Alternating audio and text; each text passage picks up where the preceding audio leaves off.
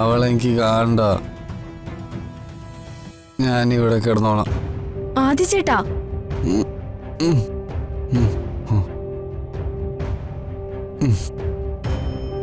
എല്ലാരും കൂടി എൻ്റെ ലൈഫ് സ്പോയിൽ ചെയ്തു.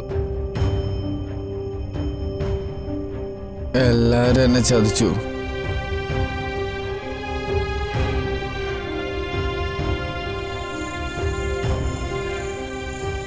ചെറിയച്ചാ, എന്നാ ഞാൻ ഇറങ്ങിക്കോട്ടെ. ശരി മോനെ.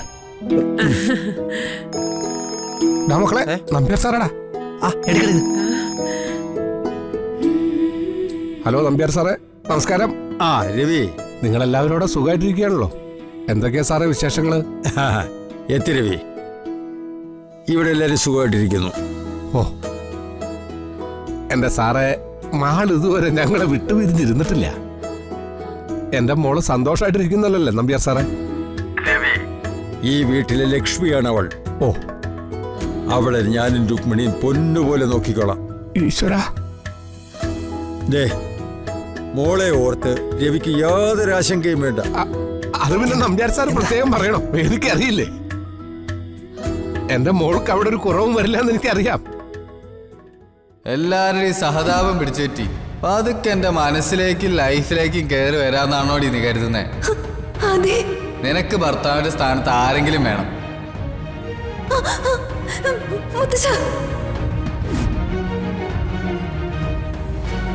നമ്പ്യാർ സാറേ. ആ രവി, ഞാൻ കേൾക്കുന്നുണ്ട്. എന്റെ സാറേ, ഞാൻ അങ്ങോട്ടൊന്ന് വിളിക്കണമെന്ന് ഓർത്തതാ. പിന്നെ അവിടുത്തെ തിരക്കിന്റെ ഇടയിൽ ഒരു ബുദ്ധിമുട്ടാവുമെന്ന് കരുതി. ഒരച്ഛന്റെ മനസ്സ് എനിക്ക് മനസ്സിലാകൂടൂ. അച്ഛന്റെ മനസ്സ് മാത്രമല്ല, മകളുടെ മനസ്സും. ഒരു മിനിറ്റ് ഒന്ന് വെയിറ്റ് ചെയ്യേ, ഞാൻ ഒരാൾക്കൊന്ന് ഫോൺ കൊടുക്കാം.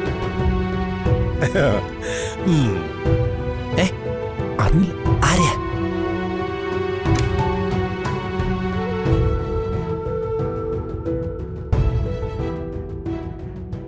മോളെ മാളു, അച്ഛനാ.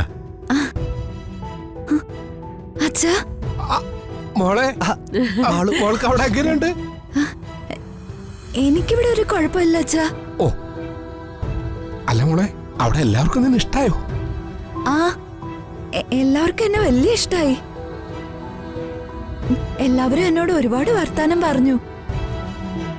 നമ്മുടെ നാട്ടിലെ കാര്യങ്ങൾ ചോദിച്ചു, അമ്പലത്തെ കുറിച്ച് ചോദിച്ചു, അങ്ങനെ ഓരോ വിശേഷവും ചോദിച്ചു. കുറെ നേരം എന്നോട് സംസാരിച്ചിരുന്നു. ഓ, മോള് സംസാരിച്ചോ?